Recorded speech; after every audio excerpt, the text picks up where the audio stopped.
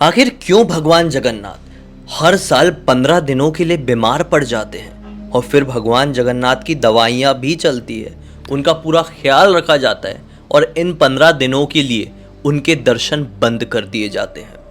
नमस्कार दोस्तों, ब्लडी सत्य के आज के इस हैरान कर देने वाले बहुत ही ज्यादा अनोखे से एपिसोड में मैं आप सभी लोगों के सामने भगवान जगन्नाथ से जुड़ी हुई एक ऐसी सच्ची घटना की सच्ची कहानी लेकर आ गया हूं जिसे सुनकर आप लोग के रोंगटे खड़े हो जाएंगे। मुझे यकीन है कि बहुत सारे लोगों ने इस घटना के बारे में, इस कथा के बारे में आज तक नहीं सुने होंगे। इससे भगवान जगन्नाथ का एक और चमत्कार आप लोगों को जानने को मिलेगा। बहुत सारे चमत्कार है भगवान जगन्नाथ के, उनके मंदिर के। जैसे कि मैं शॉर्टकट में बताऊं तो मंदिर के ऊपर जो ध्वज है भगवान की, जो डेली ध्वज बदली जाती है, जो झंडा मतलब, वो हमेशा हवा के विपरीत डायरेक्शन में ही फहराता है। अगर आप आमतौर पर कोई भी झंडा देखें तो हवा के साथ वाले डायरेक्शन में ही लहराएगा, लेकिन ये हवा के विपरीत डायरेक्शन में लहराता है। आप किसी भी एंगल से देख लें, मंदिर के, जगन्नाथपुरी के जगन्नाथ मंदिर के जो गुंबद है उसकी परछाई कहीं से दिखाई नहीं देगी। कहीं से भी देखेंगे तो मंदिर के गुंबद के सबसे ऊपरी हिस्से में मौजूद जो चक्र है उसे आप कहीं से भी देखेंगे तो ऐसा लगेगा कि वो चक्र आपके तरफ ही फेस करके है। आप मंदिर के अंदर जैसे ही कदम रखेंगे, बाहर की समुद्र की आवाज पूरी तरीके से आपके लिए बंद हो जाएगी और जैसे ही मंदिर से बाहर कदम रखेंगे, एक एक कदम की ही बात कर रहा हूं मैं, बाहर की समुद्र की आवाज आप लोगों को सुनाई देने लगेगी। ऐसे ना जाने कितने सारे चमत्कार होते हैं भगवान जगन्नाथ के उस मंदिर में, लेकिन आज जो मैं कहानी लेकर आ गया हूं वो सचमुच में बहुत ही ज्यादा यूनिक है। ये कहानी जुड़ी हुई है भगवान के एक बहुत ही परम भक्त माधव दास से, जो कि पुरी में ही रहा करते थे और भगवान की भक्ति में बहुत ज्यादा लीन थे। माधव दास जी के आगे पीछे और कोई भी नहीं था। वो अपने जीवन का साथी, वो अपना सब कुछ केवल भगवान जगन्नाथ को ही मानते थे। भगवान जगन्नाथ की पूजा करना, उनकी समझ लो सेवा करना, माधव दास जी के जीवन का एकमात्र लक्ष्य था। वो पूरे जीवन भर उनकी सेवा करना चाहते थे और आखिरकार उनमें ही लीन हो जाना चाहते थे। उनकी सेवा करते करते माधव दास जी ने अपने जीवन के काफी साल बिता दिए। अब एक ऐसा समय आया कि माधव दास जी बहुत ज्यादा बीमार पड़ गए। अब वो भगवान की पूजा अर्चना करने रोज नहीं जा पाते थे, क्योंकि बहुत ज्यादा बीमार पड़ने की वजह से वो अनकॉन्शियस रहने लगे। वो कभी भी बेहोश हो जाते, चक्कर खा के गिर पड़ते और होश में नहीं आ पाते। उन्होंने किसी की भी मदद लेने से साफ साफ इनकार कर दिया था। कह दिया था कि मैं कभी भी किसी की मदद नहीं लूंगा, मेरे साथी केवल और केवल जगन्नाथ है, वही मुझे बचाएंगे, वही मेरे साथ है और जब तक उनका हाथ मेरे सर के ऊपर है मुझे कुछ नहीं होगा। ये तो छोटा मोटा रोग है जो समय के साथ ठीक हो जाएगा। लेकिन उनके इसी बर्ताव की वजह से वो और भी ज्यादा बीमार पड़ते गए और एक ऐसा समय आ गया कि माधव दास जी ने अपना कॉन्शियसनेस खो दिए। मतलब वो पूरी तरीके से बेहोश हो गए, वो होश में नहीं आ पा रहे थे। एक तरीके से हम आम भाषा में कहें तो वो कोमा वाली स्थिति में चले गए और किसी की भी मदद नहीं लिए थे, तब उनकी मदद करने कोई आ नहीं पा रहा है। अब देखिए भगवान का जो मन है वो कितना दयालु होता है।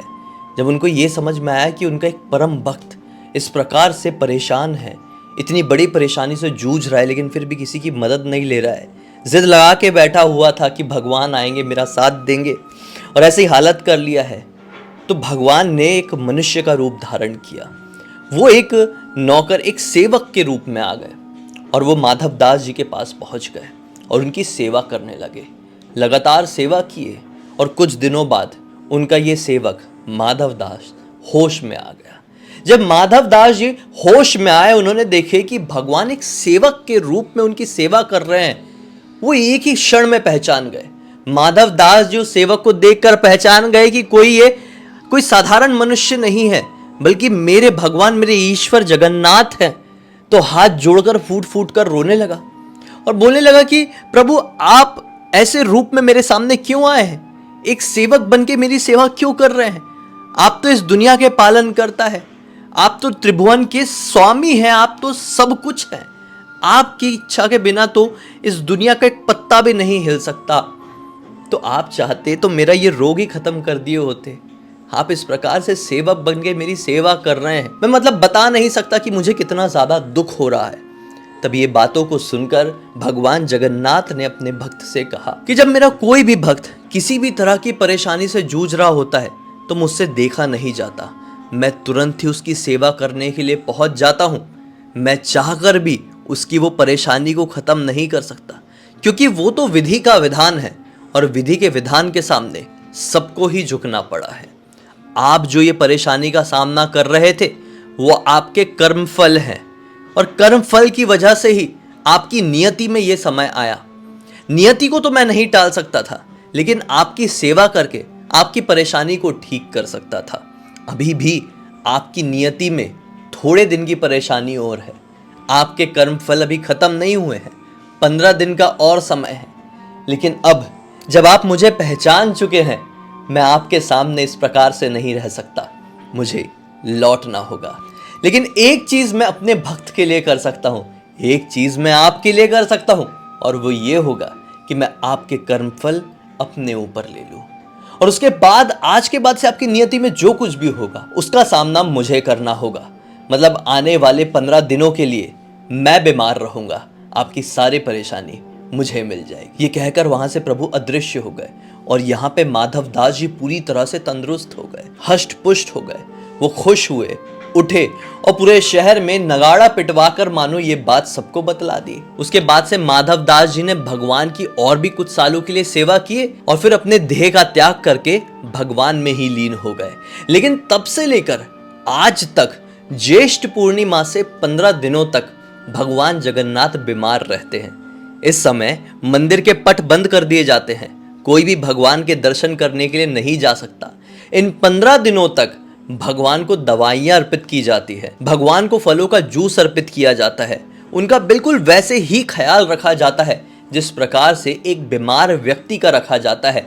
फिर जब ये 15 दिन खत्म हो जाते हैं तो ये मंदिर के पट खोले जाते हैं, भगवान जगन्नाथ को स्नान कराया जाता है, और फिर फ्रेश एयर में, खुली हवा में भगवान को रथ में सवार करवाया जाता है, और फिर वापस से भगवान जगन्नाथ के दर्शन करने के अवसर सभी लोगों को प्राप्त होते हैं। जिसे हम आम भाषा में कहे तो भगवान की रथ यात्रा शुरू होती है। ऐसे ना जाने कितने भगवान के चमत्कार की घटनाएं और किस्से इस दुनिया के सामने आते रहते हैं, लेकिन अफसोस बहुत सारे लोग उसे अंधविश्वास कहकर छिपा देते हैं, तो बहुत सारे लोग चाहकर भी दुनिया के सामने नहीं ला पाते हैं।